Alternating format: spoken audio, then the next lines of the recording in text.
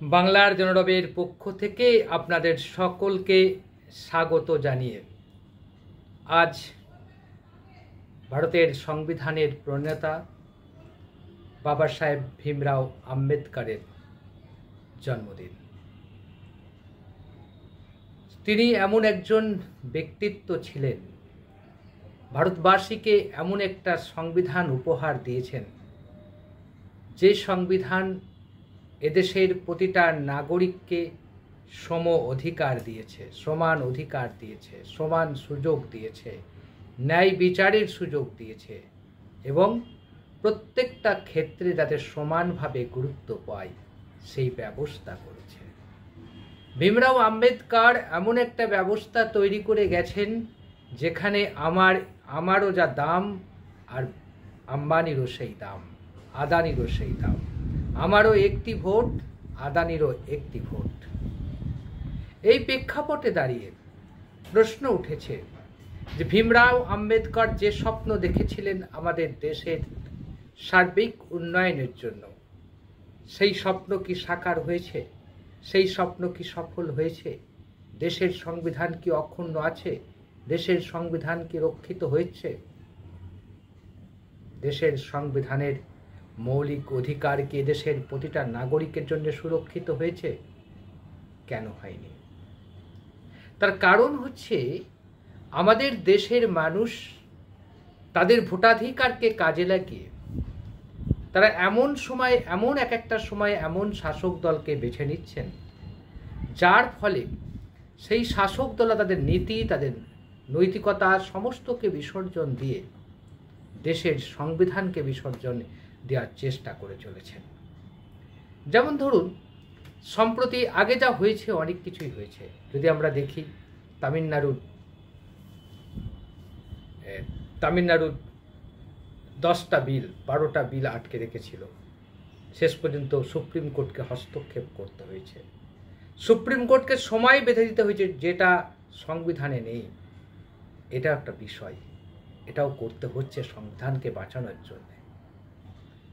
আজকে গোটা ভারতবর্ষ রাস্তায় নেমেছে, সমগ্র দেশ রাস্তায় আন্দোলন করছে, কারণ ওয়াকাফ সংশোধনী বিল, যে ওয়াকাফের কথা সংবিধানে তেমনভাবে না থাকলেও ভারতের সংবিধানের প্রতিটা নাগরিকের ধর্মীয় স্বাধীনতার কথা বলা হয়েছে।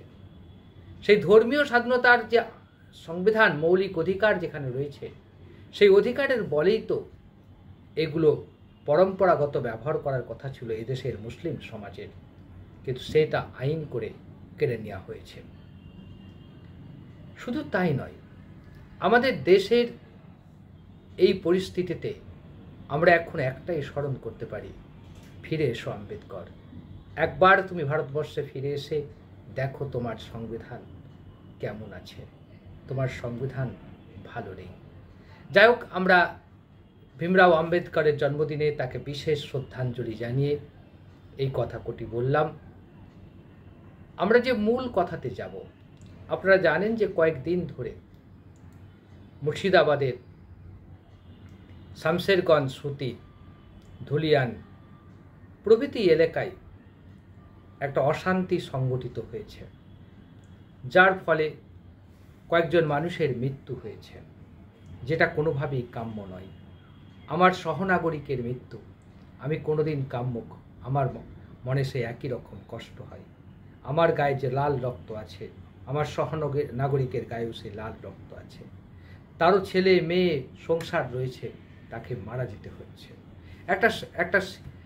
একটা অল্প বয়সের ছেলেকেও গুলি করা হয়েছে। যে ঘটনা, অনভিপ্রেত ঘটনা ঘটেছে, তা অবশ্যই নিন্দনীয়। কিন্তু দুঃখের হলেও সত্য, কয়েকদিন ধরে যে ঘটনা মুর্শিদাবাদে ঘটে চলেছে এবং ঘটতে চলেছে এবং ঘটছে, তা কোনোদিনই কাম্য ছিল না। কেন ঘটছে, কী জন্য ঘটছে, সেই রাজনীতির কচকচানির মধ্যে যাওয়ার কোনো প্রয়োজন নেই। কিন্তু একটা বিষয় এখানে, শাসক দল যেমন তার প্রশাসনিক ব্যর্থতার পরিচয় দিয়েছে, তার ইন্টেলিজেন্ট ফেলিওর হয়েছে, তার গোয়েন্দা দপ্তর ফেলিওর হয়েছে, পুলিশ প্রশাসন ফেল করেছে, ব্যর্থতার পরিচয় দিয়েছে, একই রকমভাবে রাজনৈতিকভাবে এটা তো অস্বীকার করার জায়গায় নেই যে মুর্শিদাবাদের 26টা পঞ্চায়েতেই, ব্লক পঞ্চায়েত সমিতিতেই ক্ষমতায় রয়েছে তৃণমূল কংগ্রেস। অধিকাংশ পঞ্চায়েতে ক্ষমতায় আছে তৃণমূল কংগ্রেস। 22টা বিধানসভার মধ্যে 20টা বিধানসভা তৃণমূলের এমএলএ। আর জঙ্গিপুর এলাকায় যেখানে সংগঠিত হয়েছে গণ্ডগোল, পুরো এলাকাটাই তৃণমূলের শক্তিশালী ঘাঁটি বলে পরিচিত শাসক দলে। তারপরেও অশান্তি হয়েছে, এবং শাসক যদি না চাইতো সে অশান্তি কয়েক মিনিটের মধ্যে থেমে যেতে পারত, কিন্তু অশান্তি হয়েছে। সংখ্যাগুরু সম্প্রদায় হওয়া সত্ত্বেও সে ওই ওখানকারের মুসলিমরা মার খেয়েছে। এটা একটা অদ্ভুত সমীকরণ বলা যেতে পারে। কেন হয়েছে, কি জন্য হয়েছে, আমরা কিছুই বুঝতে পারিনি। কিন্তু সোশ্যাল মিডিয়া খুললে, ফেসবুক, টুইটার, ইনস্টাগ্রামে গেলে আমরা দেখতে পাব মুর্শিদাবাদের মানুষ আফসোস করছে মোহাম্মদ সেলিমের জন্য, দুঃখ প্রকাশ করছে অধীর রঞ্জন চৌধুরীর জন্য। বলছেন যে আজ যদি অধীর দা এখানে জিততেন, সাংসদ থাকতেন, তাহলে এ দৃশ্য আমাদের দেখতে হতো না। অন্তত তিনি পাহাড় পর্বত নিয়ে পাহাড় প্রমাণ মানুষ হিসাবে এই দাঙ্গাকারীদের মাঝখানে এসে দাঁড়াতেন। আজ যদি মোহাম্মদ সেলিম মুর্শিদাবাদ লোকসভা কেন্দ্র থেকে নির্বাচিত হয়ে সংসদে যেতেন, তাহলে আজকে হয়তো মুর্শিদাবাদের মানুষকে এই দৃশ্য দেখতে হতো না, যে দৃশ্য এখন দেখতে হচ্ছে। একথা বলতে কোনো দ্বিধা নেই, কোনো অস্বীকার করার জায়গা নেই। তৃণমূল পার্টির অভ্যন্তরের ভিতরে বিজেপির এজেন্টরা বসে আছে, আরএসএসের লোকেরা বসে আছে। তাই চাইলেও তারা এই ধরনের ঘটনাকে দ্রুত সমাধান করতে তারা পারবে না। তারা চেষ্টা করবে যতটা পারে, যতটা ঘটনা ঘটার ঘটে যাক, তারপরে প্রলেপ দেওয়ার জন্য তো মমতা বন্দ্যোপাধ্যায় আছেন। মমতা বন্দ্যোপাধ্যায় 16ই এপ্রিল নেতাজি ইন্ডোর স্টেডিয়ামে ভাষণ দেবেন সংখ্যালঘু সমাজের আলেম উলামাদের কাছে, মাওলানাদের কাছে, ইমাম মুয়াজ্জিনদের কাছে। কিন্তু প্রশ্ন, ভাষণ দেওয়ার আগে কি তিনি একবার ভেবে দেখবেন যে 3-4 জন সহনাগরিক, যে নাগরিকগুলো খুন হয়ে গেলেন, যারা পৃথিবী থেকে চলে গেলেন, তাদের পরিবারকে, তাদের বাবাকে, তাদের দাদাকে, তাদের দাদুকে কিংবা তাদের স্বামীকে ফিরিয়ে দিতে পারবেন? প্রশ্ন এখানে। দাঙ্গাকারীদের কোনো জাত হয় না, দাঙ্গাকারীদেরকে কঠোর হাতে দমন করতে হয়। জ্যোতিবাবু বলেছিলেন, রাজধর্ম পালন করার কথা করেছিলেন এইভাবেই। মমতা বন্দ্যোপাধ্যায় সেই রাজধর্ম পালন করতে পারেননি বলেই আজকে আমাদের মুর্শিদাবাদ দেখতে হয়েছে, মুর্শিদাবাদ দেখতে হচ্ছে। কারণ এটাই হচ্ছে ভবিতব্য পশ্চিম বাংলার। সবশেষে বলবো, সোশ্যাল মিডিয়ায় যে কান্নার রোল দেখা দিয়েছে, যে দুঃখ প্রকাশের রোল দেখা দিয়েছে, তাতে এটাই স্পষ্ট হয়ে ধরা পড়েছে মুর্শিদাবাদ, মালদা, দিনাজপুর এলাকায় বাম কংগ্রেসের অস্তিত্ব চাইছে, বাম কংগ্রেসের উপস্থিতি চাইছেন সেখানকার মানুষ, সেখানকার সাধারণ জনতা। তারা বুঝতে পেরেছেন বিজেপির বাইনারি পলিটিক্স, হিন্দু মুসলমানের পলিটিক্স, হিন্দুত্বের পলিটিক্স, আর তৃণমূল কংগ্রেসের নরম হিন্দুত্বের পলিটিক্স, রাজনীতি, এই দুই রাজনীতি কিন্তু প্রত্যাখ্যানের সময় এসে গেছে। এখন একটাই পথ হচ্ছে, একটাই নিশানা হচ্ছে, বাম কংগ্রেসের যত দ্রুত উত্থান ঘটবে তত দ্রুতই কিন্তু মুর্শিদাবাদ, মালদা, দিনাজপুরের সংখ্যাগুরু সম্প্রদায় অর্থাৎ মুসলিম সম্প্রদায় নিরাপত্তা বোধ করবেন।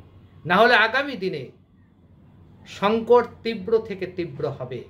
তারা হয়তো বুঝেই উঠতে পারছেন না কোন কারণে সাজুর মোড়ে গুলি চলেছিল, কোন কারণে সাজুর মোড়ে লাঠিচার্জ করেছিল পুলিশ, কোন কারণে সাজুর মোড়ে কাঁদানে গ্যাস ছুড়েছিল পুলিশ, বুঝেই উঠতে পারেনি।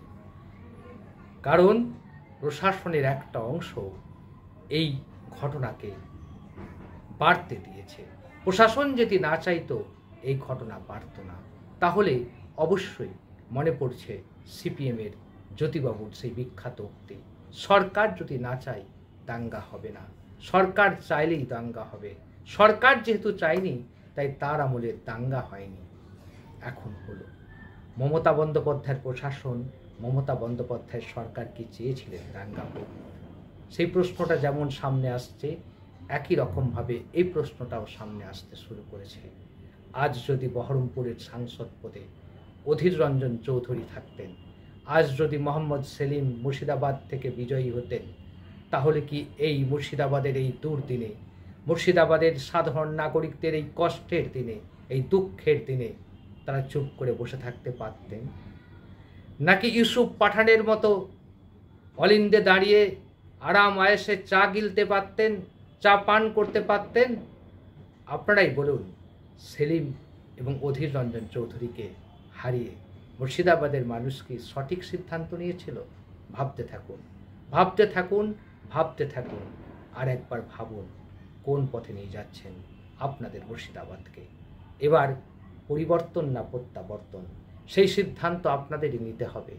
নিতে হবে এই কারণেই, আপনাদের জান মালের নিরাপত্তা, জান মালের সংকট, জানমাল যখন সংকটে পড়বে তখন আপনাদের পাশে কোন রাজনৈতিক দল নিরপেক্ষ দৃষ্টিভঙ্গি থেকে আপনাদের পাশে দাঁড়াবে সেদিকে লক্ষ্য রেখে সিদ্ধান্ত নিন।